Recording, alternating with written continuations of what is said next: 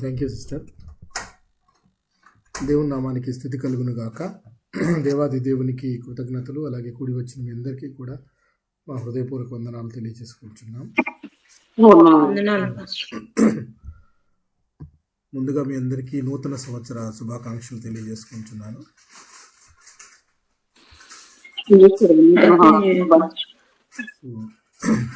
గడిచిన సంవత్సర కాలం అంతా కూడా నిజంగా మీ జీవితంలో పంచుకున్న మేలును మీరు చక్కగా సాక్ష్యంగా పంచుకున్నారు.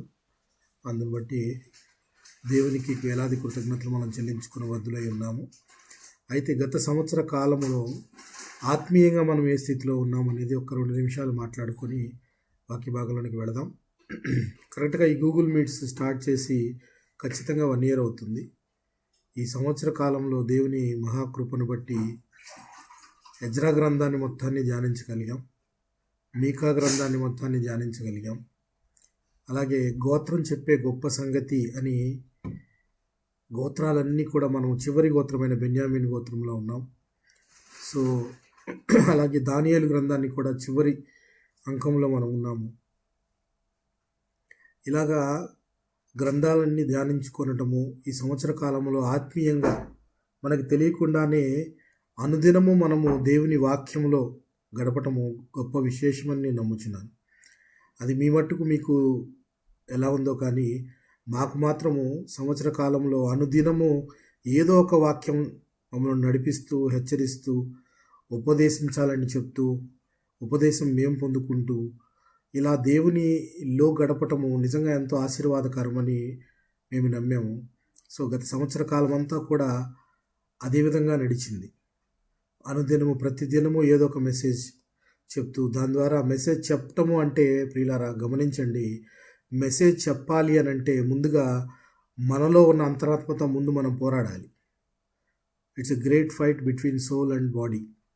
ఏది చెప్పినా మనము క్రియల రూపంలో మనది లేనిది అది వ్యర్థమవుతుంది. సో వాక్యం చెప్తున్నామంటే ఆ వాక్యం ముందు మాతో మాట్లాడుతుంది, లేక వాక్యం చెప్పేవారితో వాక్యం మాట్లాడుతుంది. ఇలాగ ఈ సంవత్సర కాలం అంతా కూడా అనేక వాక్యాలు పంచుకోవడానికి దేవుడు కృప చూపించాడు. అలాగే మీ అందరూ కూడా ఎంతో ఆసక్తితో, శ్రద్ధతో విని మమ్మలను చెప్పడానికి ఆహ్వానించారు. అందును బట్టి మీకు కూడా కృతజ్ఞతలు తెలియజేసుకొనిచున్నాం.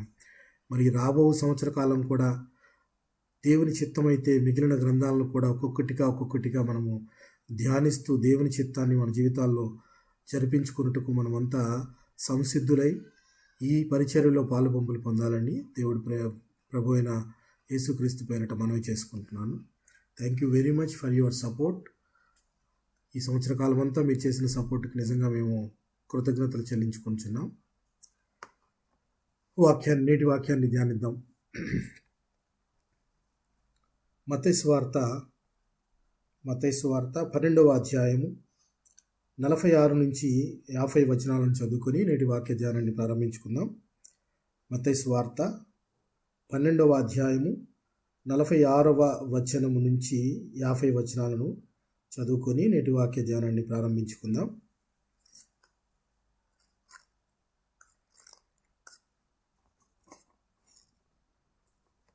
చదువుతున్నాను ప్రియులారా.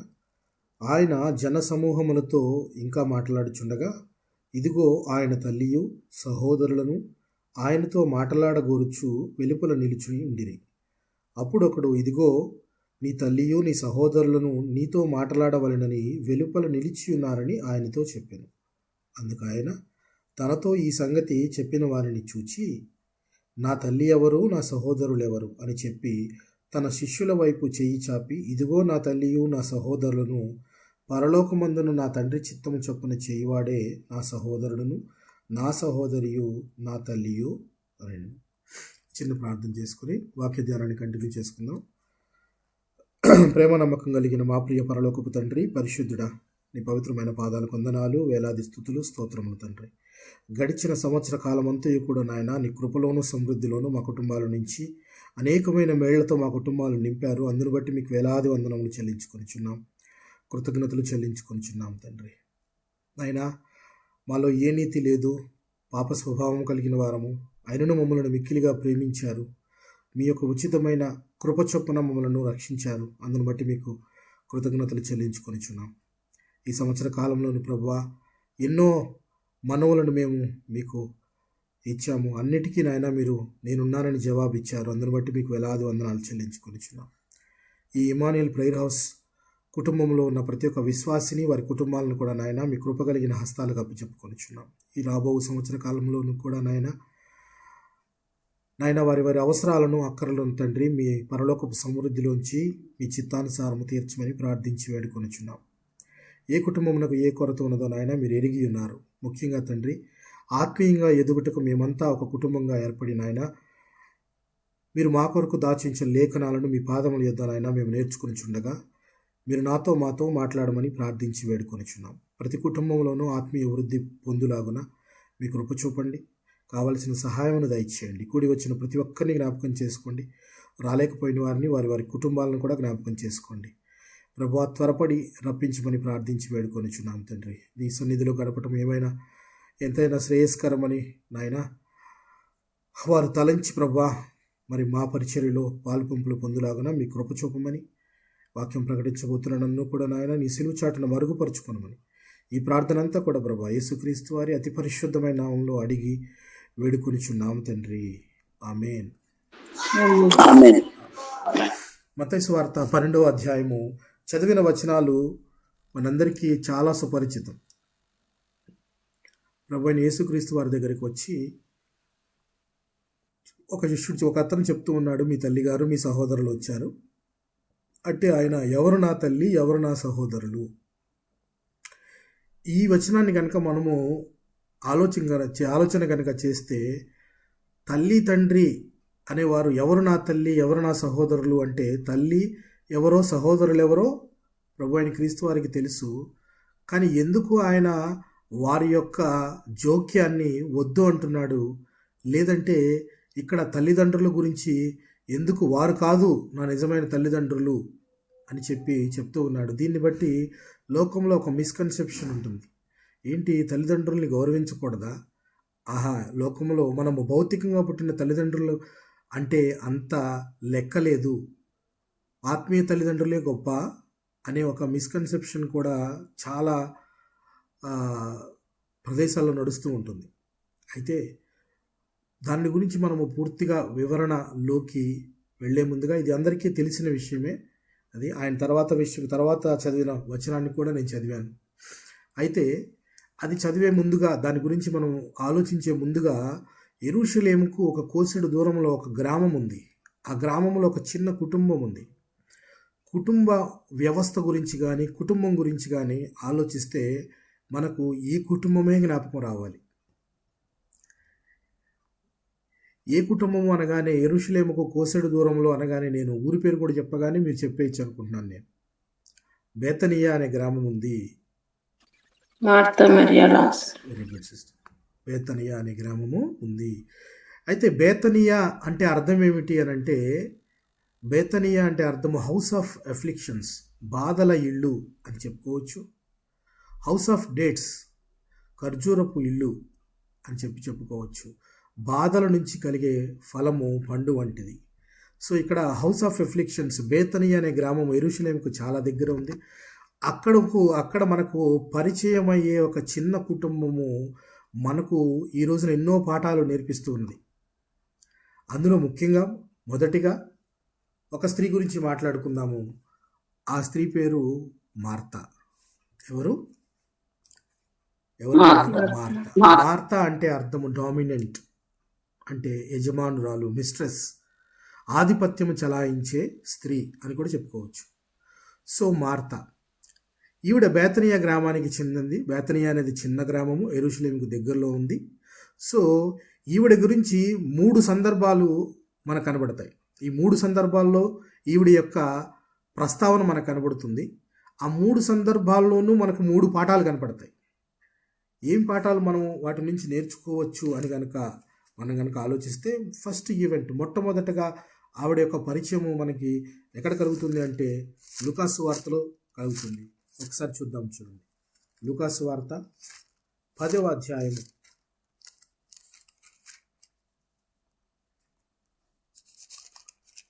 లూకాసు వార్త 10వ అధ్యాయము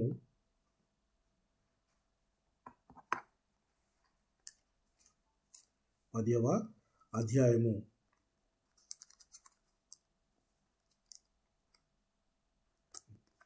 38వ వచనాన్ని చదువుకుందాం. లూకాసు వార్త 10వ అధ్యాయము 38వ వచనాన్ని కనుక గమనిస్తే, అంతటా వారు ప్రయాణమై పోవుచుండగా ఆయన యొక్క గ్రామంలో ప్రవేశించెను. మార్తా అను ఒక స్త్రీ ఆయనను తన ఇంట చేర్చుకొనెను. ఇంట చేర్చుకొనటము అనేది మనము దైవభక్తి కలిగిన లూదియమ్మ గారిలో కూడా మనము గమనించాం. గత సెషన్లో మనము లూదియమ్మ గారి గురించి చెప్పుకునేటప్పుడు లూదియా అనే దైవభక్తి కలిగిన ఒక స్త్రీ ఉంది. ఆమె ఎవరిని ఇంట చేర్చుకుంది ప్రియులారా? పౌలు బర్నబాలను ఇంట చేర్చుకుంది. అంటే దేవుని నామం పేరిట వచ్చే వారిని ఇంట చేర్చుకోవటము అనేది ఈ మార్త అనే పేరు కలిగిన స్త్రీకి బాగా అలవాటైన విషయం. ఇంట చేర్చుకొనటము అంటే చిన్న విషయం కాదు ప్రియులారా. ఒక్కరోజు మన ఇంటికి ఎవరైనా బంధువులు వస్తేనే కింద మీద అయిపోతూ ఉంటారు. వారికి ఏం వండి పెట్టాలి, వారికి ఇష్టంగా ఏం చేసి పెట్టాలి, వారు ఇక్కడ ఉన్నంత కాలము ఏ ఇబ్బంది కలగకుండా చూసుకోవాలి, ఇలాంటి తదితర విషయాలన్నింటిలోనూ టెన్షన్ పడిపోతూ ఉంటారు. అలాంటిది ఈ మార్త అనే స్త్రీ ఇంట చేర్చుకుంటుంది. ఎవరిని? యేసుక్రీస్తు వారిని, అలాగే శిష్యులను పిలువబడేవారిని, వారందరినీ కూడా ఇంట చేర్చుకుంటుంది. అంటే పరిచర్య చేయటానికి చాలా ఉత్సాహం కలిగిన స్త్రీ అని చెప్పుకోవచ్చు. ఆ మాట మనం ఎలా చెప్పుకోవచ్చు అంటే 40వ వచనాన్ని బట్టి మనం గమనించవచ్చు. ఇదే 10వ అధ్యాయము, లూకాసు వార్త 10వ అధ్యాయము 40వ వచనాన్ని గనక గమనిస్తే, మార్త విస్తారమైన పని పెట్టుకున్నట్టు చేత తొందరపడి ఆయన వద్దకు వచ్చి, విస్తారమైన పని పెట్టుకుంది అని అంటే విస్తారమైన పని ఎందుకోసము, ఎందు నిమిత్తం ప్రియులారా? ఎందు నిమిత్తం అని అంటే యేసుక్రీస్తు వారు వచ్చారు, మరి ఇంటికి వచ్చారు. మరి బంధువులు వస్తేనే మనము అన్ని సపర్యలు చేస్తాము. మరి యేసుక్రీస్తు వారు వచ్చారు, పరిచర్య చేయాలి, శిష్యులు ఉన్నారు, వారందరికీ వండి పెట్టాలి అని అంటే ఆమె ఎలాంటి పని పెట్టుకుందట? విస్తారమైన పని పెట్టుకుందట. విస్తారమైన పని అని అంటే అర్థం ఏంటంటే ఆమె పరిచర్య చేయటానికి రకరకాలైన పదార్థాలను, శ్రేష్టమైన పదార్థాలను వండి పెట్టాలి, పరిచర్య చేయాలి, వచ్చిన వారిని ఆనందింప చేయాలి అనే ఒక కుతూహలము ఈ మార్తలో మనకు కనబడుతుంది ప్రియులారా.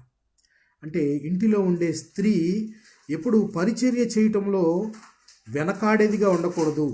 చాలా చురుకుగా, హెబ్రీ స్త్రీలు ఎలా ఉంటారో చురుకుగా, అలా చురుకుగా పరిచర్య చేయడానికి సంసిద్ధత కలిగి ఉండాలి అని మనకు ఒక పాఠం నేర్పిస్తుంది. పరిచర్య చేయడానికి సంసిద్ధత కలిగి ఉండాలి. ఎందుకనంటే ఉపదేశము చేసేవాడు ఇంటికి వచ్చాడు అంటే దైవజనులు కానీ, లేక దేవుని నామం పేరిట ఇంటికి వచ్చారు అని అంటే వారు దేవుని వాక్యాన్ని మనకు బోధిస్తారు. ఉపదేశం పొందే మనము ఉపదేశము ఇచ్చేవారికి శ్రేష్టమైన దానిలో మంచి భాగం ఇవ్వాలి అని మనకి గలతీ పత్రికలో పౌలు గలతీలకు రాసిన పత్రికలో మాట్లాడుతున్నాడు. ఒక్కసారి ఆ మాటని జ్ఞాపకం చేసుకుందాం ప్రియులారా. గలతీలకు రాసిన పత్రిక 6వ అధ్యాయము 6వ వచనాన్ని గమనిద్దాం. గలతీలకు రాసిన పత్రిక అపోస్తలుడైన పౌలు 6వ అధ్యాయము 6వ వచనాన్ని కనుక మనం గమనించినట్లయితే, వాక్యోపదేశము పొందువాడు ఉపదేశించువానికి మంచి పదార్థములన్నింటిలోనూ భాగమీయవలెను. మంచి పదార్థములన్నిటిలోనూ భాగమీయవలెను అంటే, మంచి పదార్థాలంటే ఒక 5 ఐటమ్స్ చేస్తే అందులో 2 ఐటమ్స్ మనం పక్కన పెట్టుకొని మిగిలిన ఐటమ్స్ అన్నీ వచ్చిన వారికి పెట్టే విధంగా కాకుండా అన్నిటిలోనూ శ్రేష్టమైన వాటిని ఉపదేశము పొందేవారు ఉపదేశం ఇచ్చేవారికి ఇవ్వలను అని చెప్పబడింది ఇక్కడ. ఈ యొక్క మాట ఈమె జీవితంలో నిజంగా ఈమె విషయంలో అది నిజమవుతుంది. విస్తారమైన పని పెట్టుకోవాలి అని అంటే జనరల్గా విస్తారమైన పని అంటే ఒక్క విషయం గమనించండి. మీ ఇంట్లో ఎప్పుడైనా గృహ కూడిక జరిగిందా? మీరు ప్రార్థన పెట్టించుకున్నారా ఎప్పుడైనా? ఎస్, పెట్టించుకున్నారు. గృహ కూడికలు జరిగినప్పుడు కానీ, లేక మీ ఇంట్లో వివాహం ఏదైనా జరిగినప్పుడు కానీ, లేక మీ ఇంట్లో ఏదైనా గృహప్రవేశం కానీ ఇలాంటి అకేషన్స్ జరిగినప్పుడు గమనించండి, పాస్టర్ గారు వచ్చి చెప్పే మాటలు వినేది ఆ ఇంటి వారు కాదు. ఆ ఇంటి వారు అక్కడ అసలు ఉండరు. మిగిలిన వారు వాక్యము వినడానికి, లేక ఈ ఇంటి వారిని పలకరించడానికి వచ్చిన వారంతా వారు కూర్చొని వాక్యం వింటుంటారు జాగ్రత్తగా. ఎందుకనంటే అది తప్పని నేను అంటలేదు. ఎందుకనంటే వచ్చిన వారికి సరిగా వండి పెట్టాలి, మంచి పదార్థాలతో వారికి ఆతిథ్యం ఇవ్వాలని ఒక తలంపు వారిని అక్కడ కూర్చొనియదు. ఆ పని జరిగిందా, ఈ పని జరిగిందా, రావాల్సినవన్నీ వచ్చినాయా, తర్వాత వాక్యం అయిపోయిన తర్వాత వెంటనే భోంచేయడానికి ఇబ్బంది పడకుండా అన్నీ ఉన్నాయా అని ఇలాంటి వాటన్నిటి గురించి ఆలోచిస్తుంటారు. అవునా కాదా? మీరు గమనించారా ఎప్పుడైనా?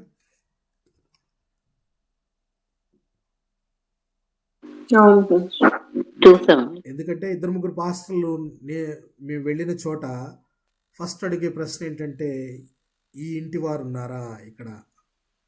లేక వివాహం జరుగుతున్నప్పుడు ఈ వివాహం జరగబోయే ఈ దంపతుల తల్లిదండ్రులు ఇక్కడ ప్రజెంట్ అయి ఉన్నారా, వాక్యము వింటున్నారా అని చాలామంది అడుగుతూ ఉంటారు. సో ఎందుకనంటే అందులో వాళ్ళు మంచి పదార్థాలతో వీరికి ఆతిథ్యం ఇవ్వాలి అని వారి తపన వారిలో కనపడుతూ ఉంటుంది. అందుకని వారు ఆ దినాన చాలా బిజీగా ఉంటారు. వారి ఇంట్లో ప్రార్థన జరిగేటప్పుడు విస్తారమైన పనులు అన్నీ వాళ్ళకే తగులుతూ ఉంటాయి, అన్నీ చేస్తూ ఉంటారు. సో మార్త కూడా ఆతిథ్యం ఇవ్వాలి అనే తపనతో ఎంత విస్తారమైన పని పెట్టుకుంది, పని పెట్టుకొని వచ్చేసి ఆ పనికి అవక వచ్చి చికాకులు పడుతూ ఉందన్నమాట. అయితే ఈ స్త్రీలో మనము చూడాల్సింది పరిచర్య చేయడానికి ఆమె పడే తపన ఒకటి మనము చూడాలి ప్రియులారా. అంటే ఆతిథ్యం ఇవ్వడానికి రెడీగా ఉంది అని చెప్పుకోవచ్చు.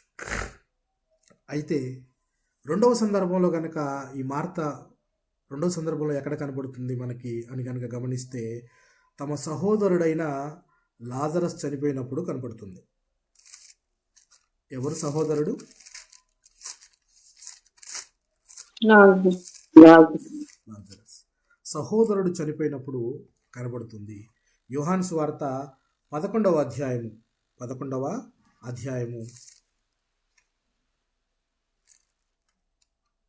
యోహాను సువార్త 11వ అధ్యాయము 18వ వచనాన్ని కనుక గమనించినట్లయితే, 18, 19 వచనాలను గమనించినట్లయితే, బేతనియ యెరూషలేముకు సమీపమై ఉండెను, దానికి ఇంచుమించు కోసెడు దూరము. కనుక యూదులలో అనేకులు వారి సహోదరుని గూర్చి మార్తను మరియను ఓదార్చుటకై వారి యొద్దకు వచ్చి ఉండిరి. 20వ వచనం కనుక చదివినట్లే, మార్త యేసు వచ్చుచున్నాడని విని ఆయనని ఎదుర్కొన వెళ్ళెను గాని మరియ ఇంటిలోనే కూర్చొని ఉండెను. మార్త యేసుతో ఇక్కడ చనిపోయిన లాజరస్ను పలకరించడానికి ఊరి వారందరూ కూడా చాలామంది వచ్చారు. ఇది యెరూషలేం పట్టణానికి దగ్గర ఉందని చెప్పుకున్నాం కాబట్టి, యూదులైన చాలామంది యెరూషలేం పట్టణానికి దగ్గరలో ఉంది అని చెప్పుకున్నాం కాబట్టి, యూదులైన అనేకులు వాళ్ళని పలకరించడానికి వచ్చినట్టు మనకు కనబడుతుంది. అనేక మంది పలకరించడానికి వస్తే అప్పుడు యేసుక్రీస్తు వారు వస్తున్నారని తెలిసినప్పుడు మార్త ఆయనని ఎదుర్కొని వెళ్ళింది. తన సహోదరైన మరియ ఇంటిలోనే ఉంది. సో మార్త ఎదుర్కొని వెళ్ళి ఇక్కడ యేసుక్రీస్తు వారితో మార్త మాట్లాడుతున్న మాటలను కనుక మనకు గమనించినట్లయితే ఆమెలో ఉన్న గొప్ప విశ్వాసము మనకు కనబడుతుంది ప్రియులారా. ఏంటో ఒక్కసారి చూద్దాం. 20వ వచనాన్ని కనుక గమనించినట్లయితే, మార్త యేసు వచ్చుచున్నాడని విని ఆయనను ఎదుర్కొని వెళ్ళను గాని మరియ ఇంటిలో కూర్చొని ఉండెను. మార్త యేసుతో, ప్రభువా, నీవిక్కడ ఉండిన ఎడల నా సహోదరుడు చావకుండును. అంటే క్రీస్తును ఈమె ఎలా భావిస్తుంది? ఏమని భావిస్తుంది?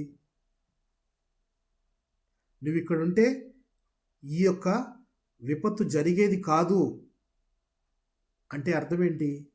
యేసును ఆమె ఎలా చూస్తుంది ప్రియులారా? లాజరస్ చనిపోయి ఉండేవాడు కాదు అంటే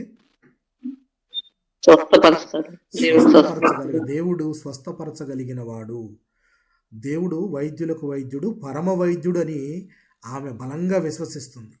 ఆమె విశ్వాసం ఎంత గొప్పదో చూడండి. నువ్వు ఇక్కడ ఉన్నట్లయితే అసలు చనిపోయేవాడే కాదు, కానీ చావు అనివార్యము అనేది అందరికీ తెలిసిన, కానీ అక్కడ ఆమె ఎలాంటి విశ్వాసాన్ని కనబరుస్తుందంటే, ఎందుకనంటే యేసుక్రీస్తు వారు పర్టికులర్గా ఈ కుటుంబం అంటే చాలా ప్రేమ కలిగి ఉండేవాడు. ఇదే యోహాను సువార్త 11వ అధ్యాయము 5వ వచనాన్ని కనుక గమనిస్తే మనము, యేసు మార్తను, ఆమె సహోదరిని లాజరును ప్రేమించెను. అంటే ఈ కుటుంబం పట్ల ఆయనకున్న మంచి ఒక గౌరవమైన ప్రేమ కనబడుతుంది. వెంటనే మార్త ఎదురుగా వెళ్ళి నువ్వు కనుక ఇక్కడ ఉన్నట్లయితే అసలు లాజరు చనిపోయేవాడు కాదని గొప్ప విశ్వాసాన్ని కనబరుస్తుంది.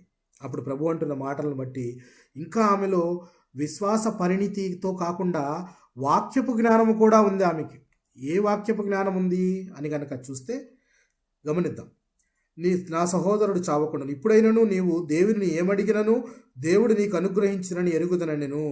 యేసు నీ సహోదరుడు మరల లేచునని ఆమెతో చెప్పగా, ఇక్కడ ఏముంటుంది? నువ్వు ఉన్నట్లయితే చనిపోయేవాడు కాదు అంటూనే నీవు ఇప్పుడైనా సరే దేవుణ్ణి కోరుకుంటే తప్పక దేవుడు నీకు ఇస్తాడు అని చెప్పి అడుగుతుంటే, అప్పుడు యేసుక్రీస్తు వారు అంటున్నారు, మరణించిన వాడు తిరిగి లేస్తాడు కదా అని చెప్తున్నాడు. అంటే చూడండి, యేసు నీ సహోదరుడు మరల లేచునని ఆమెతో చెప్పగా మార్త ఆయనతో అంత్యదినమున పునరుత్థానముందని లేచునని ఎరుగుదన నేను. ఆమె ఏమంటుంది? అంత్యదినాన పునరుత్థానం ఉంది, అప్పుడు అందరూ లేపబడతారు అనే విషయం చూడండి. వాక్యపు జ్ఞానమా కాదా ఇది? అంత్యదినముల్లో మనమంతా లేపబడతాము అనేది వాక్యపు జ్ఞానమా కాదా? చూడండి, ఆ చిన్న గ్రామంలో ఆమెకున్న వాక్యపు జ్ఞానం చూడండి. అంత్యదినాల్లో మనమంతా లేపబడతాము, పునరుత్థానం అనేది మనకి ఉన్నది అని చెప్పి శిష్యులంతా కూడా ఎప్పుడు ఆయన చెప్పిన బోధనలను విన్నారే కానీ అందులోనిది గ్రహించలేదు. కానీ ఈమె మాత్రము క్లియర్గా గ్రహిస్తుంది. అంటే యేసు మన కొరకు ప్రాణం పెడతాడు, పునరుత్థానుడై తిరిగి లేచిన తర్వాత ఆయన పునరుత్థానంలో మనకు భాగం ఇస్తాడు అని చెప్పి నిజంగా ఆ యొక్క జ్ఞానం తెలుసుకోవడం కూడా గొప్ప విషయం. పరిచర్య చేయటమే కాదు, పరిచర్య చేస్తూ ఆమె వాక్యాన్ని కూడా నేర్చుకుంటుంది అన్న విషయానికి ఇక్కడ ఒక ఉదాహరణగా కనబడుతుంది. అంత్యదినంలో లేపబడతారని నాకు తెలుసు, మృతుల పునరుత్థానం ఉందని నాకు తెలుసు అని చెప్తూ ఆమె ఏమడుగుతుందో చూడండి. అంత్యదినమున పునరుత్థానముందు లేచునని ఎరుగుదనను. అందుకు యేసు, పునరుత్థానమును జీవమును నేనే, నాయందు విశ్వాసం ఉంచువాడు చనిపోయినను బ్రతుకును, బ్రతికి నాయందు విశ్వాసం ఉంచువాడు ప్రతివాడు ఎన్నటికి చనిపోడు. ఈ మాట నమ్ముచున్నావా అని ఆమెను అడిగాను. ఆమె అవును ప్రభువా, నీవు లోకమునకు రావలసిన దేవుని కుమారుడు అయిన క్రీస్తు అని నమ్ముచున్నానని ఆయనతో చెప్పాను. చాలండి, ఈ జ్ఞానము చాలు. ఎంతోమంది గ్రహించలేని గొప్ప మాటను ఈమె గ్రహించింది. ఏ మాటను? ఈ లోకానికి రావాల్సిన దేవుని కుమారుడు అయిన క్రీస్తువు నువ్వని నేను నమ్ముచున్నాను. క్రీస్తు అంటే అభిషిక్తుడు నీవని నేను నమ్ముచున్నాను అని చెప్పి ఆమె చెప్తుందంటే, ఎంతోమంది విశ్వసించలేని ఒక బలహీనమైన దిగా ఈ యొక్క టాపిక్ చాలామంది విశ్వసించలేదు. అందుకే అందరూ ఆయనను చాలా అలక్ష్యంగా మాట్లాడారని చెప్పి మనం చెప్పుకోవచ్చు. అంటే యేసే క్రీస్తు అని చెప్పి చాలామంది విశ్వసించలేదు. కానీ ఆ విషయాన్ని ఈమె ఎంత చక్కగా గ్రహించిందో చూడండి. నీవే నిజమైన దేవుని కుమారుడవు, అలాగే నీవు లోకమునకు రావలసిన దేవుని కుమారుడవైన క్రీస్తు అని నేను నమ్ముచున్నాను. క్రీస్తు అంటేనే ఇక్కడ మనకు అర్థమైపోతుంది, అభిషిక్తుడు అని అర్థం. యేసు తానే రక్షకుడిగా తన ప్రజలందరినీ రక్షిస్తాడు అని చెప్పే మాటలను ఆమె ఎంత బాగా నమ్మిందో చూడండి ప్రియులారా. సో చాలామంది విశ్వసించలేకపోవటం వల్లే ఆయనను చాలా తక్కువగా, చాలా అవమానకరంగా, బాధాకరంగా ఆయనను హింసించి సిలువకు అప్పగించారని చెప్పి మనం చదువుకున్నాం. సో ఈ మార్తలో మనము వాక్యపు జ్ఞానం అనేది ఈమె పాదాల దగ్గర, యేసుక్రీస్తు పాదాల దగ్గర కూర్చొని వీరి కుటుంబం అంతా నేర్చుకున్నట్టు మనము చదువుకోవచ్చు. అందుకే ఈ కుటుంబం అంతా క్రీస్తు ప్రేమిస్తున్నాడు. ఆ కుటుంబాన్ని అంటే అర్థం అంటే మన కుటుంబాలను కూడా దేవుడు ప్రేమిస్తున్నాడు. కుటుంబం అంతా ప్రేమించబడుతుందా గమనించాలి ప్రియులారా. సో ఈమె వాక్యపు జ్ఞానం వల్ల పునరుత్థానాన్ని నేను ఎరుగుతాను, నీవే ఆ పునరుత్థాన్ని ఇచ్చేదని నాకు తెలుసు, క్రీస్తువు నీవే అని తెలుసు అని చెప్పి చెప్తుంది. ఆమె ఈ మాట చెప్పి వెళ్ళి బోధకుడా వచ్చి నిన్ను పిలుచుచున్నాడని తన సహోదరి అయిన మరియను రహస్యముగా పిలిచాను. చూడండి ప్రియులారా. సో మార్తలో ఒక పరిచర్య చేసే గుణమే కాకుండా వాక్యముని నేర్చుకోవాలి, దేవుని పాదాల యొద్ద నేర్చుకోవాలి అని చెప్పే తపనుంది, విశ్వాసం ఉంది. ముఖ్యంగా దేవుడంటే విశ్వాసం ఉంది. ఆయనకు సాధ్యము కానిది ఏదీ లేదు అన్న విశ్వాసంతో ఆమె ముందుకు సాగిపోతూ ఉన్నది ప్రియులారా. ఇది మనము రెండవ సందర్భంలో ఆమెను చూడొచ్చు మార్తను. మూడవ సందర్భం ఉంది. ఈ మూడవ సందర్భంలో మృతుల్లో నుండి లేచిన లాజరు లేచిన తర్వాత ఈ బేతనీయ గ్రామంలోనే వారందరూ ఒక విందు చేసుకుంటూ ఉంటారు. పస్కా పండుగకు 6 దినములు ముందుగా. పస్కా పండుగకు 6 దినములు ముందుగా అంటే దగ్గరగా ప్రభు అయిన క్రీస్తు అప్పగించబడబోయే సిలువ వేయబడే దినాలు దగ్గరకు వచ్చేసినాయి. అప్పుడు పస్కా పండుగకు 6 దినములు ముందుగా వచ్చాను. అక్కడ వారు ఆయనకు విందు చేసిరి. అక్కడ వాళ్ళంతా మరలా విందు చేస్తున్నారు. ఎవరింట్లో విందు జరుగుతుంది? మరలా మార్త ఇంట్లో. ఎన్నిసార్లు విందు చేస్తుందండి ఈమె? ఎన్నిసార్లు ఆతిథ్యం ఇస్తుంది? ఎంత గొప్ప ఓపిక ఈ స్త్రీకి, ఎంత గొప్ప పరిచర్య చేస్తూ ఉంది అని చెప్పి కనుక చూస్తే మరలా విందు ఏర్పాటు చేశారట క్రీస్తు. మరలా విందు ఏర్పాటు చేస్తే అక్కడ జరిగిన సందర్భం మీకు తెలుసు. విందు చేస్తున్నప్పుడు తన సహోదరి అయిన మరియా ఏం చేస్తుంది? ఆమె ఏం చేస్తుంది?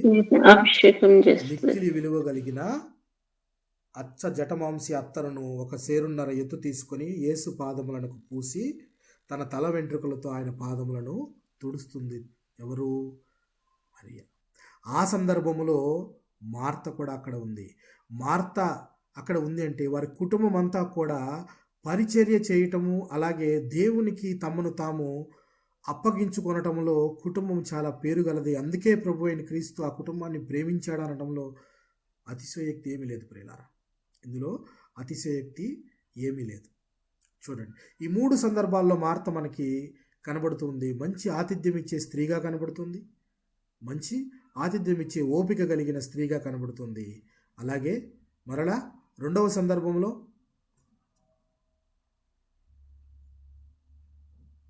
వాక్య జ్ఞానము కలిగి, వాక్యము నేర్చుకునే స్త్రీగా ఉంది, వాక్య జ్ఞానము కలిగి ఉంది, విశ్వాసము కలిగి ఉంది. ముఖ్యంగా పునరుత్థానాన్ని బట్టి విశ్వాసం ఆమె కలిగి ఉంది. అంత్య దినముల్లో మనమంతా లేపబడతామన్న పునరుత్థాన విశ్వాసం ఆమె కనబరుస్తూ ఉంది. మరియు దేవుడికి ఇవ్వవలసినవి, అది ఎంత విలువైనదైనా సరే ఇవ్వడానికి తన చెల్లెలు సిద్ధపడి ఇచ్చినప్పుడు ఆమె వెనక్కి చెప్పలేదు. ఎందుకంటే మనకున్నవన్నీ దేవునికి సమర్పించుకున్నప్పుడు దేవుడు అంతకన్నా మిక్కిలిగా మనకు సమర్పిస్తాడని నమ్మిన కుటుంబంగా ఈ యొక్క మార్త కుటుంబం కనబడుతుంది. మార్త కుటుంబము కనబడుతుంది ప్రియులారా. అయితే ఇదే కుటుంబంలో ఒక వైపు నుంచి మార్తను చూసాము, రెండో వైపు నుంచి మరియను చూద్దాం. వాళ్ళ సహోదరి కూడా ఉంది కదా మరియా. ఆమె కూడా ఈ 3 సందర్భాల్లో కనబడుతుంది మనకి. ఏ సందర్భాల్లో మార్త ఉంటుందో ఆ సందర్భాలన్నింటిలోనూ మరి ఉంటుంది. సో మార్త ఉన్న మొదటి సందర్భాన్ని ఒకసారి మనం జ్ఞాపకం చేసుకుందాము. లూకాసు వార్త 10వ అధ్యాయము.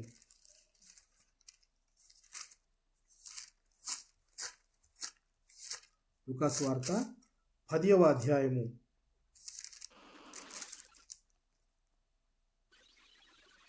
అంతటా వారి ప్రయాణమైపోవచ్చుండగా ఆయన యొక్క గ్రామంలో ప్రవేశించును. మార్త అను ఒక స్త్రీ ఆయనను తన ఇంట చేర్చుకొనెను. ఆమెకు మరియా అను సహోదరి ఉండెను. ఈమె యేసు పాదముల యొద్ద కూర్చుండి ఆయన బోధ వినుచుండెను. చాలండి.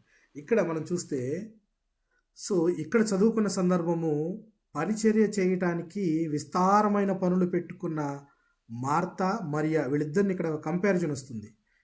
ఇద్దరిని కంపారిజన్ వచ్చింది. ఎందుకు కంపారిజన్ అంటే ఒక పోలిక, ఒక చిన్న పోలిక జరుగుతుంది. ఏం పోలిక అంటే మార్త చేసే పని కరెక్టా, మరియా చేసే పని కరెక్టా?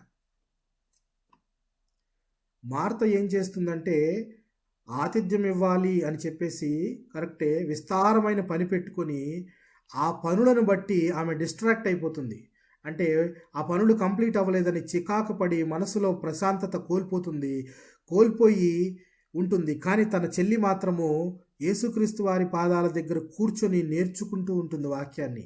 ఈ లోపల మార్త చాలా కోపంగా విసురుగా వచ్చి యేసుక్రీస్తు దగ్గరకు వచ్చి, నేను ఒక్కదాన్నే పని చేసుకోలేకపోతున్నాను, నా సహోదరి ఇక్కడ ఉంది, నా గురించి నీకు పట్టదా అని చెప్పేసి ఒక ఇంటిలో సహోదరుడు లేకపోతే మనకు బాగా కావాల్సిన వ్యక్తులతో మాట్లాడినట్లు నా చెల్లెను నాతో కలిసి పని చేయమని చెప్పు అని చెప్పి దేవుడిని కూడా కమాండ్ చేసినట్లు మాట్లాడుతుంది. బికాజ్ ఆఫ్ దిస్, ఎందుకు ఇది జరిగింది అని అంటే ఆమె పెట్టుకున్న విస్తారమైన పనిని బట్టి.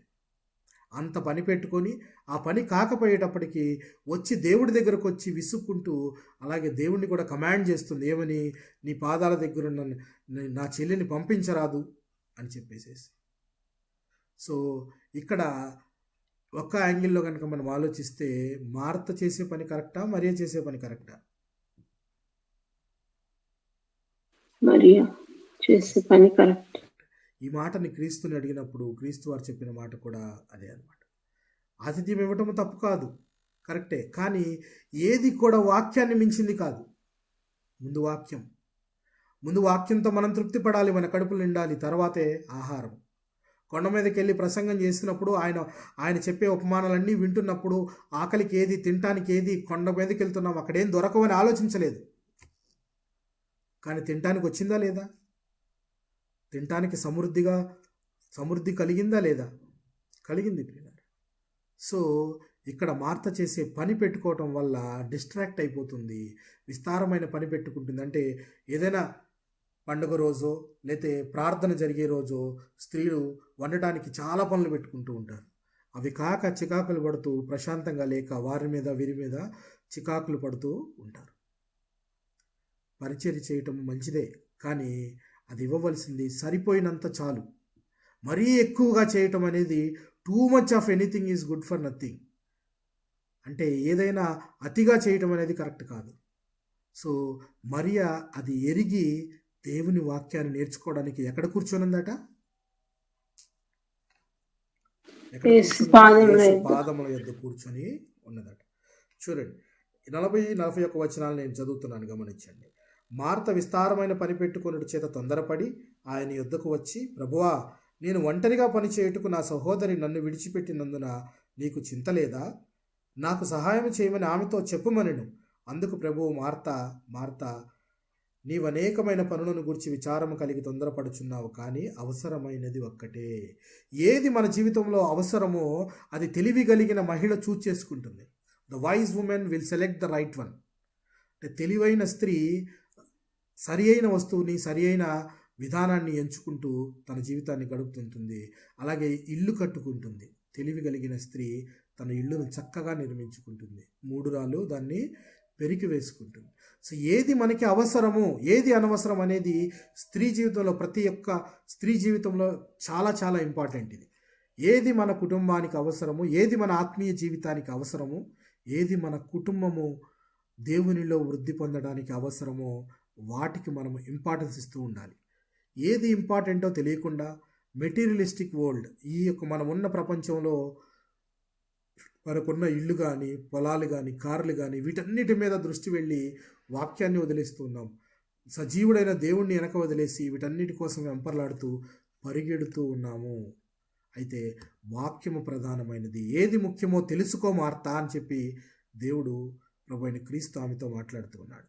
సో ఒక కుటుంబంలో, సంఘానికి నిజంగా విశ్వాసులు ఎంత గట్టి పునాదులుగా ఉంటారో, కుటుంబంలో స్త్రీ కూడా ఒక మంచి పునాది లాంటిది. మంచి కుటుంబం అయితే మంచి సమాజం ఏర్పడుతుంది. ఆ మంచి సమాజం ఒక మంచి దేశము, ఒక మంచి ప్రపంచంగా తయారవుతుంది. సో ఒక సంఘము బాగుండాలి అంటే ముందు కుటుంబాలు చక్కగా ఉండాలి. కుటుంబాలు చక్కగా ఉండాలి అని అంటే ఆ కుటుంబంలో ఉన్న ప్రతి వారు దేవునిలో ఆత్మీయంగా ఎదుగుదల కోసము ఒకరికొకరు కేర్ కలిగి ఉండాలి. ముందు కేర్ కలిగి ఉండటం అనేది చాలా ఇంపార్టెంట్. కయ్యూనుని దేవుడు ఏమడిగాడు? హేబేల్ ఎక్కడా అంటే ఏమన్నాడు కయ్యూను? ఇక్కడ కయ్యూను అడగటంలో దేవుని అర్థం ఏంటి అంటే ఒకరి పట్ల ఒకరు కేర్ కలిగి ఉండాలి. ఎస్, హేబేల్ కూడా కయ్యూను పట్ల ఆ కేర్ కలిగి ఉండాలి. ఎక్కడ ఉన్నావు అని అంటే భౌతికంగా అతను ఎక్కడున్నావని కాకుండా మనము మన కుటుంబాల్లో అడగవలసిన ప్రశ్న, ఆత్మీయ స్థితిలో మీరు ఎక్కడున్నారు? ఆత్మీయంగా మీరు ఎక్కడున్నారు? అనుదినము ప్రార్థన చేసుకుంటున్నారా? అనుదినము వాక్యాన్ని ధ్యానిస్తున్నారా? వాక్యంలోని మర్మాలను లేక వాక్యంలో నిగూఢ అర్థాలను తెలుసుకోవడానికి ఒక్కసారైనా ప్రయత్నిస్తున్నారా అని మన కుటుంబంలో మనము ప్రశ్నించాలి. ముఖ్యంగా స్త్రీ. అవునా కాదండి? అవునంటారా కాదంటారా? ఎస్, ముఖ్యంగా స్త్రీ. మేము మొన్న 28న ఒక వివాహానికి వెళ్ళాము. 28 ఆ వివాహం జరిపించే పాస్టర్ గారు చెప్తున్నారు, ఆ, మంచి స్త్రీ దొరికిన వానికి ఒక మేకు దొరికెను అని చెప్పి చాలామంది చెప్తూ ఉంటారు. కానీ నేనైతే అలా చెప్పను. మంచి భార్య దొరికిందంటే ఒక మంచి టీచర్ దొరికింది అని చెప్పి చెప్తానని చెప్పి ఆ పాస్టర్ గారు అంటున్నారు. సో స్త్రీ సమాజంలో, కుటుంబంలో కూడా ఒక టీచర్ పాత్రను పోషించాలి. ఎలాగ గోత్రాలన్నింటిలో లేవీలకు ఇవ్వబడిన అదనపు ఎడిషనల్ రెస్పాన్సిబిలిటీ ఏంటి అంటే వాక్యాన్ని వారు విశదీకరించి అందరికీ చెప్పే బాధ్యత వారికి అప్పగించాడు దేవుడు. సో స్త్రీకి కూడా దేవుడు అప్పగించిన బాధ్యత కుటుంబంలో మిగిలిన వారిని చక్కబెట్టుకొనుట, వాక్యము ద్వారా వారిని హెచ్చరించుట, వాక్యము ద్వారా వారితో మాట్లాడుట. సో ఒక టీచర్గా స్త్రీ సమాజంలో, కుటుంబంలో ఉండాలి ముఖ్యంగా అని చెప్పి మనకి ఇక్కడ కనబడుతుంది ప్రియులారా. అయితే ఇక్కడ చూడండి, మార్తా మరియా ఇద్దరిని కనుక కంపేర్ చేసుకుంటే, మరియా ఏమన్నా యేసుక్రీస్తు వారి పాదాల దగ్గర కూర్చొని ఆమె నేర్చుకుంటూ ఉంది. మార్త మాత్రం విస్తారమైన పని పెట్టుకోవడం వల్ల విసుగు చెంది ప్రశాంతత లేని గలదానిగా వచ్చి దేవుణ్ణే ప్రశ్నించే స్థాయికి వచ్చేస్తుంది. మనం కూడా మన జీవితాల్లో అంతే, విస్తారమైన పనులు, మన వల్ల కాని పనులు కూడా తల మీద పెట్టుకొని అవి నెరవేరక దేవుణ్ణే ప్రశ్నిస్తుంటాము. ఎందుకని? నాకు ఇది ఇవ్వటం లేదు, అది ఇవ్వటం లేదు అని.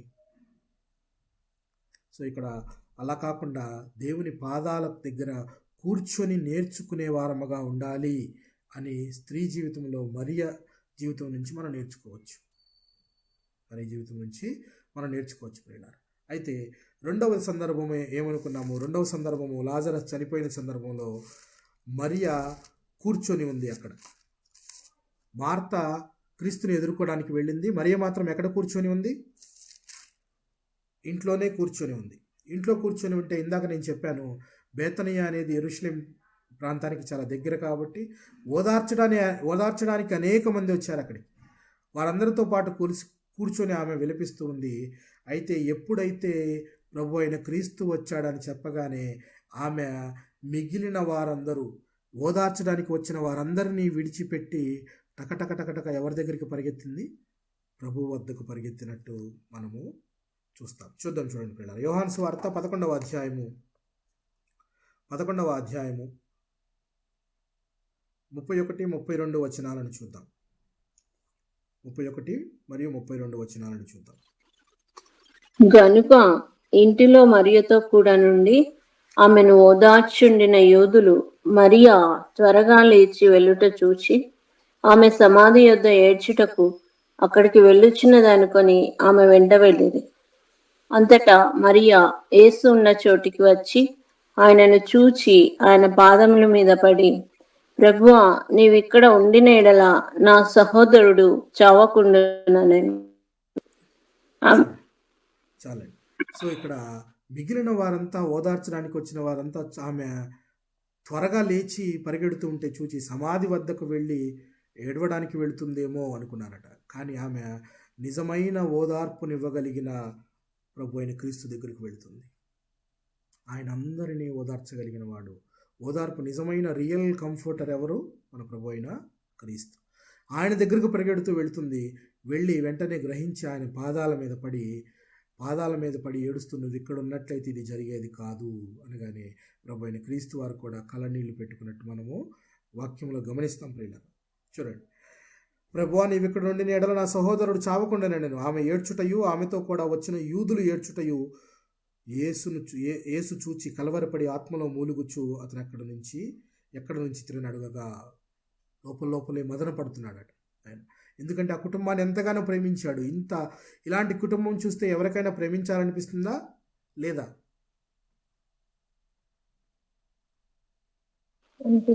ఎస్. ఈ కుటుంబంలో మరియ పాత్ర కనుక మనము చూసినట్లయితే దేవుని పాదాల దగ్గర కూర్చొని నేర్చుకునే స్త్రీ, దేవుని పాదాల దగ్గర కూర్చొని నేర్చుకోవాలి, వాక్యాన్ని మనము ధ్యానించాలి అనే ఒక దృఢ నిశ్చయం కలిగిన స్త్రీగా కనబడుతుంది. అలాగే నిజమైన ఓదార్పు ఎక్కడ ఉంది అనంటే క్రీస్తు వద్దనే ఉన్నది అని చెప్పి వాక్యము జ్ఞానం కూడా ఈమెలో కూడా కనబడుతుంది. ఓదార్పునిచ్చేది ఆయన అని చెప్పేసేసి ఆయన వద్దకు పరిగెడుతూ వెళుతుంది పిల్లలు. సో ఉదయాన్నే లేచిన స్త్రీకి మొదట పరుగెత్తుకొని వెళ్ళవలసింది ఎవరి దగ్గరికి? దేవుని యొద్ద. దేవుని యొద్దకు. దేవుని యొద్దకు నువ్వు పరిగెత్తుకుని వెళ్ళే దానివిగా ఒక స్త్రీ ఉన్నప్పుడు తన కుటుంబం అంతా కూడా చక్కగా కళ్ళ ముందు ఒలీవ మొక్కల వలె పిల్లలు ఎదుగుతారట. చక్కగా ఎదిగి కట్టబడుతూ ఉంది. దేవుడు కూడా ఆ కుటుంబాన్ని చూసి ఎంతగానో ఆనందిస్తాడు. ఈ కుటుంబాన్ని ప్రేమించినట్టు కూడా మన కుటుంబాలను ప్రేమిస్తాడు దేవుడు. అది మరియ ఉన్న రెండవ సందర్భం. అవునా? రెండవ సందర్భం. మూడవ సందర్భం కనుక గమనించినట్లయితే, మూడవ సందర్భం ఏంటి ప్రియులారా? మూడవ సందర్భం ఏమనుకున్నాము? ఆయన పాదాలకు అత్తరు పోయటం. అక్కడ అత్తరు పూయగానే వెంటనే ఒక క్రిటిసిజం వచ్చేసింది, అంటే విమర్శ వచ్చింది. ఏం విమర్శ వచ్చింది అంటే, పక్కనే ఇస్కరియోతు యోధ నుంచొని ఉన్నాడు, క్యాషియర్ అనమాట. అతని దగ్గర ఎప్పుడు క్యాష్ బ్యాగ్ ఉంటుంది. నుంచొని వెంటనే క్రిటిసైజ్ చేశాడు. ఎంత విలువ కలిగిన అత్తరు ఎందుకు కాళ్ళ మీద పారబోస్తూ ఉన్నావు? అది ఆయన బీదలకు ఇచ్చినా కానీ అది ఎంతో ఉపయోగపడుతుంది కదా. అంటే బీదలను గురించి ఆలోచించే ఉద్దేశం ఆయనలో లేదు, కానీ క్యాషియర్ కాబట్టి అది కూడా, ఆ విలువ కూడా నాకు సంచిలోకి కనుక వచ్చి చేరితే దొంగిలించవచ్చు కదా అన్న ఉద్దేశ్యంతో ఆయన మాట్లాడినట్టు చూస్తాడు. ఇలాంటి క్రిటిసిజం, అంటే ఒక విమర్శ ఎదురైనప్పుడు స్త్రీ ఎదుర్కోవాల్సిన తీరు ఏంటి అనేది మరియ జీవితం మనకు నేర్పిస్తుంది. చూద్దాం ఒకసారి. యోహాను సువార్త 12వ అధ్యాయం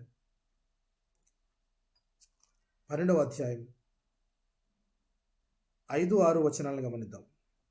5-6 వచనాలను గమనిద్దాం. ఈ అత్తరెందుకు 300 దేనారములకు అమ్మి బీదలకు ఇయ్యలేదనెను. వాడిలాగు చెప్పినది బీదల మీద శ్రద్ధ కలిగి కాదు కానీ వాడు దొంగయ్య ఉండి తన దగ్గర డబ్బు సంచి ఉండినందున అందులో వేయబడినది దొంగిలించుచూ వచ్చెను గనుక అలాగూ చెప్పెను. సో దొంగిలించడం అనేది ఇంక ఒక కామన్ ప్రాక్టీస్ అయిపోయింది. అందులోకి వచ్చే డబ్బులంతా అందులో ఎంతో కొంత దొంగిలిస్తూ ఉన్నాడు. ఇప్పుడు ఈమె ఎంత విలువ కలిగిన అత్త అక్కడ పారబోసింది. ఎక్కడ పారబోసింది? ఆమె అటు ఇటు పారబోయలేదు. దేవుని పాదాలు కడిగి ఆ అత్తరుతో ఆమె తుడిచింది తన తల వెంట్రుకలతో. అది గొప్ప విషయముగా ఆమె భావించింది. అంటే ఆమె తలంచింది ఏంటంటే, నా దగ్గర విలువైనది ఏదైనా ఉంది అంటే అది దేవునికి ఉపయోగపడాలి అన్న ఉద్దేశంతో ఆమె మొత్తము ఆయన కాళ్ళను పాదాలు కడగడానికి ఇచ్చేసింది. విలువైనది ఏది నాకు అక్కర్లేదు, మన జీవితం మొత్తము దేవునికి సరెండర్ చేసుకునే అవుతున్నప్పుడు నా ఇల్లు ఏంటి, నా పొలం ఏంటి, నా ఇంకా విలువైన వస్తువులు నాకేంటి, అవన్నీ అవసరం లేదు నాకు. దానికి మార్తా అడ్డు చెప్పలేదు, దేవుడు అడ్డు చెప్పలేదు. సమాధానము, ఇలాంటి క్రిటిసిజం ఎవరిదన్నా రాగానే, ఫర్ ఎగ్జాంపుల్ ఏ స్త్రీకైనా, విడిగా ఉన్న ఒక స్త్రీకి ఇలాంటి సందర్భం ఎదురైందనుకోండి, తిరిగి వెంటనే సమాధానం చెప్తుందా చెప్పదా? ఎందుకు పారబోసావు నువ్వు అనగానే కరెక్ట్ సమాధానమైనా అది ఇన్కరెక్ట్ అయినా తిరిగి సమాధానం అనేది చెప్తుందా చెప్పదా? చెప్తుంది. కానీ ఇక్కడ మరియా ఎవరైతే విమర్శించారో అతనికి సమాధానం చెప్పట్లేదు. ఎందుకంటే రావలసిన దగ్గర నుంచి సమాధానం వస్తుందని ఆమెకు తెలుసు. ఎందుకనంటే ఆమె ఎరిగిన ఆత్మీయ సత్యం ఏమిటి అనంటే, ప్రభువు అప్పగించబడబోతున్నాడు, ఆ సమయము సమీపమైనది, ప్రభువు మన కొరకు ప్రాణం పెట్టడానికి అప్పగించబడబోతున్నాడన్న సంగతి ఆమె గ్రహించింది. లేఖనాలను నిత్యము ధ్యానిస్తూ ఉంటే వాటిలోంచి తలంపులు ఈ విధంగా మనకి ఎదురుగా వస్తాయి. మిగిలిన శిష్యులకు అర్థం కాలేదు పరమార్థాలు. వారందరూ కూడా పట్టుకోగానే అందరూ గొర్రెలు చెదిరినట్టు చెదిరిపోయి వెళ్ళిపోయారు. అన్ని ఉపమానాలు చెప్పినా కానీ కొండ మీద పేతురు గారు, నీకు ఎలియాకి వీళ్ళందరికీ ఒక పర్ణశాలలో కడతాము అని చెప్పాడు. పర్ణశాలలు కట్టుకొని దేవుడు ప్రభు అయిన క్రీస్తు ఇక్కడే ఉండిపోతే మనకు రక్షణ కలిగేదా? మనకి?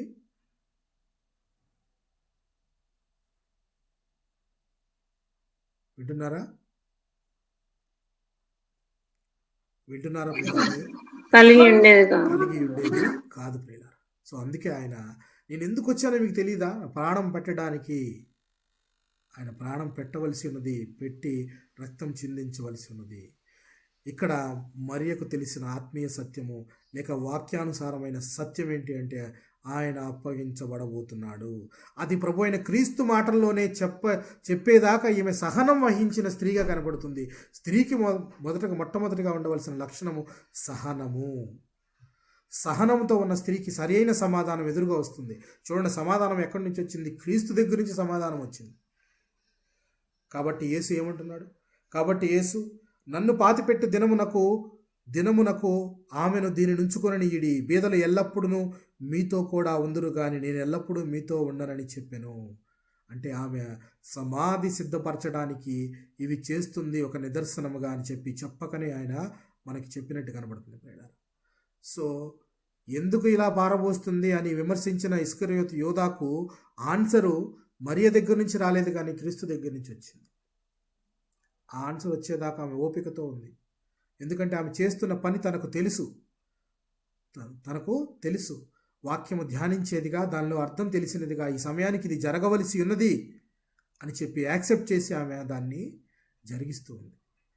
ఆ యొక్క ఆత్మీయ సత్యము ఆమె తెలుసుకుంది. కాబట్టి క్రీస్తు వారు ఏమంటూ ఉన్నారు దానికి? కాబట్టి యేసు, నన్ను పాతిపెట్టు దినమునకు ఆమెను దీని ఉంచుకొననీయుడి. పాతిపెట్టేటప్పుడు అత్తరుతో ఏం పని? అత్తరుతో పనుందా? అత్తరుతో పనుందా లేదా ప్రియులారా?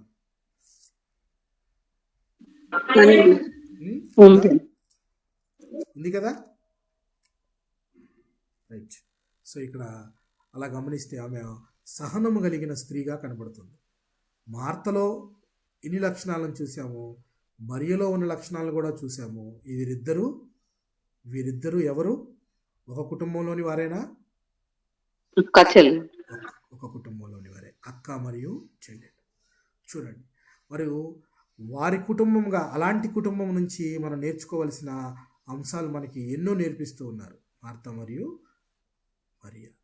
చిన్న గ్రామమైన బేతనియా గ్రామంలో ఉన్నప్పటికీ వారు దేవుని పట్ల వారికి ఉన్న విశ్వాసము, లేఖనాల పట్ల వారికి ఉన్న జ్ఞానము మరియు యేసుక్రీస్తు పట్ల వారికి ఉన్న ప్రేమ మనకు ఎన్నో పాఠాలు నేర్పిస్తూ ఉంది. చూడండి, విశ్వాసంలో ఎక్కడా తగ్గలేదు. వారు ఓదార్చేవాడు ఆయనని తెలుసుకున్నారు. మృతులలో నుంచి మృతుల పునరుత్థానం ఎరిగి ఉన్నారు వారు.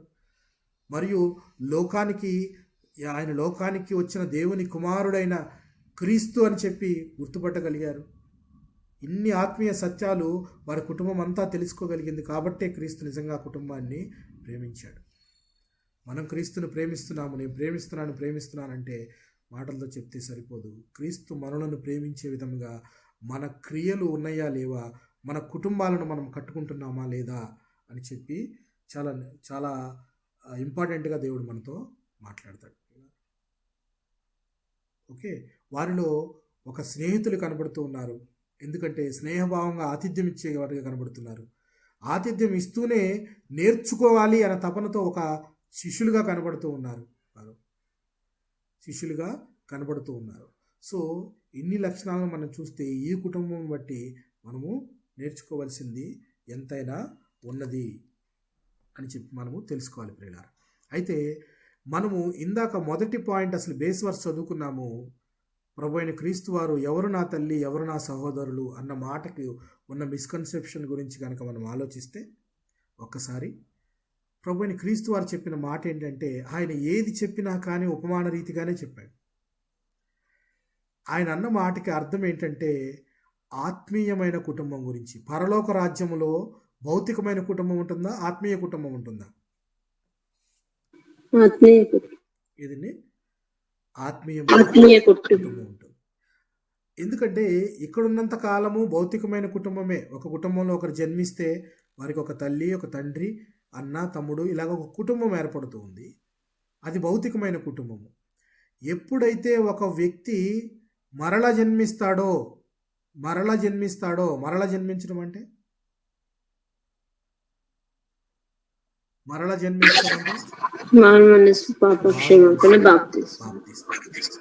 ఇలా పొందినప్పుడు ఆత్మీయ జీవితంలోకి, ఆత్మీయ కుటుంబంలోకి వచ్చేస్తాడు. ఆత్మీయ కుటుంబంలో ఎవరుంటారు? అనేకులు ఉంటారు. ఆత్మీయ కుటుంబంలో అనేకులంటే క్రీస్తు రక్తంలో కడగబడిన వారందరూ కూడా సహోదరులు సహోదరులు, తండ్రి తల్లి, ఒక ఆత్మీయమైన గొప్ప కుటుంబంగా ఏర్పడతాం. మనం గొప్ప కుటుంబంగా ఏర్పడిపోతాం. ఫిజికల్గా మనకున్న కుటుంబం వేరు, అలాగని ఆత్మీయమైన కుటుంబము ఎప్పుడైతే మనము మరల జన్మిస్తామో ఆత్మీయంగా మనమంతా కూడా ఒక కుటుంబం అయిపోయాం. ఒక చిన్న సంఘముగా మనము ఇన్ని గూగుల్ మీట్లో ఇన్ని మాట్లాడుకుంటున్న మనమంతా కూడా విశ్వసించిన వారము కాబట్టి ఒక కుటుంబం, ఆత్మీయ కుటుంబం. ప్రభు అన్న మాటకి పరలోక రాజ్యంలో ఆత్మీయ కుటుంబాలు ఉంటాయి కాబట్టి దాని గురించి చెప్తున్నాడు అనమాట. ఎందుకనంటే లేఖనానుసారం అయితే ఏమనుంది? తండ్రి ఉపదేశాన్ని లక్ష్య పెట్టాలనుందా, లక్ష్య పెట్టకూడదనుందా? తల్లిదండ్రులను సన్మానించాలి, అప్పుడే మీరు దీర్ఘాయుష్మంతులు అవుతారు అని చెప్పేసి ఉంది. అట్ ద సేమ్ టైం ఆదికాండము 1వ అధ్యాయంలో దేవుడు చెప్పిన మాట ఏంటి? ఆదికాండము 1వ అధ్యాయము 28వ వచనములో దేవుడు వారిని ఆశీర్వదించగా, మీరు ఫలించి అభివృద్ధి పొంది విస్తరించి భూమిని నిండించి దానిని లోబరుచుకొనుడి. భూమిని నిండించి అంటే కుటుంబం డెవలప్ అవ్వాలనే కదా, కుటుంబాలు మల్టిపుల్స్ అవ్వాలనే కదా దేవుడు దీవించింది. ఎస్, కుటుంబంగా ఉండటం చాలా ఇంపార్టెంట్. అలాగే దీవించాడు దేవుడు. మరి 10 ఆజ్ఞల్లో మొదట చెప్పినది ఏంటి? ఆజ్ఞలో ఉన్న ఒక ఆజ్ఞ ఏంటి? తల్లిదండ్రులను సన్మానించమని ఉందా లేదా? అట్ ద సేమ్ టైం జారత్వము చేయకూడదు అంటే అర్థం ఏంటి? కుటుంబ వ్యవస్థకు ఆయన ఇచ్చే గౌరవం.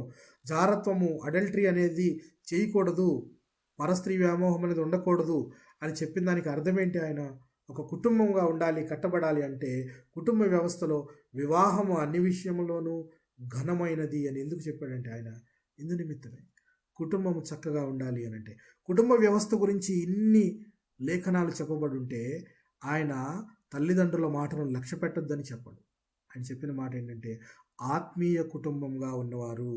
ఇక్కడ ఇంతమంది ఉన్నారు నా సహోదరులు, వారొక్కరే కాదు నా తల్లి, మరి ఒక్కతే కాదు నా తల్లి, ఇదిగో నా తండ్రి చిత్తము చొప్పున చేయు ప్రతివారును నా తల్లి, నా సహోదరులే. వీరందరూ కూడా ఉన్నారు కదా, వీరు కూడా నా సహోదరులే, వీరు కూడా నా తల్లిదండ్రులే అని చెప్తున్నారు. అంటే తండ్రి చిత్తం ఎరిగి చేసేవారం మనమంతా కూడా సహోదరులమని పిలువబడతామని చెప్పి మనకు తెలుసు. రోమాపత్రిక 8వ అధ్యాయం 15వ వచనం ఒకసారి గమనిద్దాం. రోమాపత్రిక 8వ అధ్యాయము 15వ వచనాన్ని కనుక గమనించినట్లయితే, ఏలయనగా మరల భయపడుటకు మీరు దాస్యపు ఆత్మను పొందలేదు కానీ దత్తపుత్రాత్మను పొందితిరి. ఆ ఆత్మ కలిగిన వారమై మనము అబ్బా తండ్రి అని మొరపెట్టుచున్నాము.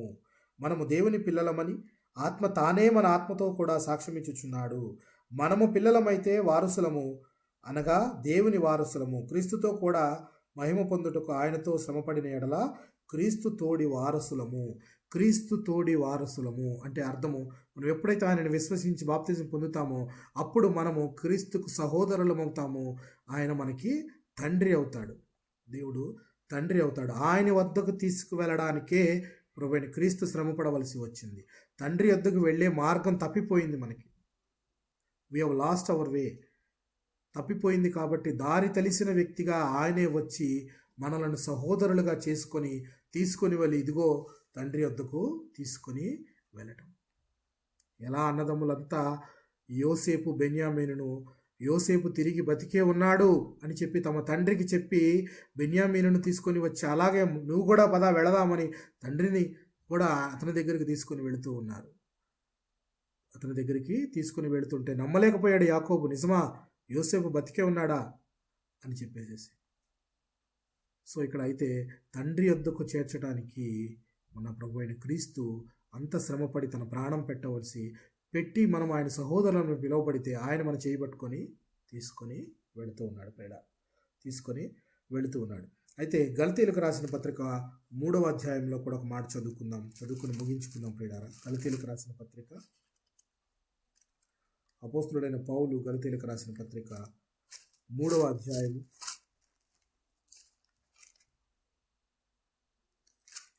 26వ వచనం నుంచి 29వ వచనాలను కనుక మనం గమనించినట్లయితే, యేసుక్రీస్తునందు మీరందరూ విశ్వాసం వలన దేవుని కుమారులై ఉన్నారు. క్రీస్తులోనికి బాప్తిస్మం పొందిన మీరందరూ క్రీస్తును ధరించుకొని ఉన్నారు. ఇందులో యూదుడని గ్రీసు దేశస్థుడని లేదు, దాసుడని స్వతంత్రుడని లేదు, పురుషుడని స్త్రీ అని లేదు. యేసుక్రీస్తునందు మీరందరూ ఏకముగా ఉన్నారు. మీరు క్రీస్తు సంబంధులైతే ఆ పక్షమందు అబ్రహాము యొక్క సంతానమై ఉండి వాగ్దాన ప్రకారము వారసులై ఉన్నారు. వారసులై ఉన్నారు.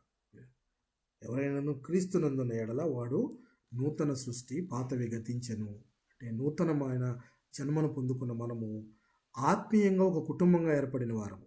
ఆయన కుమారుని పిలువబడుతున్నాము.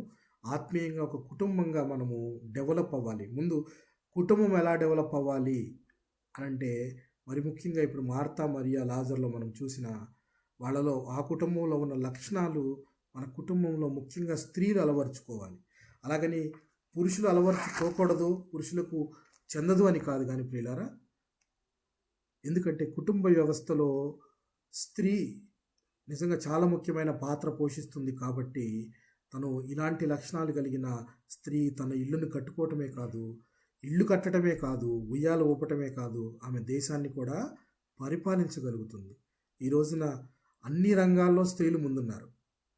అన్ని రంగాల్లోనూ ఈక్వల్ ఆపర్చునిటీస్ ఉన్నాయి. స్త్రీలు అన్ని విషయాల్లోనూ విజయాలు సాధిస్తూ ఉన్నారు. దేనికి మేము తక్కువ కాదు అని చేస్తూ ఉన్నారు. దీనికి కారణము ఏంటి అని అంటే, ఈక్వాలిటీ అనేది మనం చూస్తున్నాం. కానీ స్త్రీలో కూడా ఆ విశ్వాసాన్ని మనము రేకెత్తించాలంటే పురుషులుగా ఉన్నవారు వారికి ఆ ప్రోత్సాహాలని అందిస్తూ ఉండాలి కుటుంబంలో. అలాంటి ప్రోత్సాహం కనుక అందిస్తే వారు వారి కుటుంబాన్ని కట్టుకోవటమే కాదు, ఇలాగా గొప్ప గొప్ప వ్యక్తులైతే అనేకమైన కుటుంబాలను పరిపాలిస్తారు. సో ఇలాగా స్త్రీ కుటుంబంలో ఎంత మంచి పాత్ర పోషించగలిగితే ఆ సమాజము, ఆ సంఘము, ఆ యొక్క దేశము బాగుపడతాయి. తద్వారా ఇల్లు కట్టబడతాయి. మెయిన్ ఇల్లు అంటే క్రైస్తవ గృహాలు. క్రైస్తవ గృహం అంటే ముఖ్యంగా క్రీస్తు నివసించే గృహము.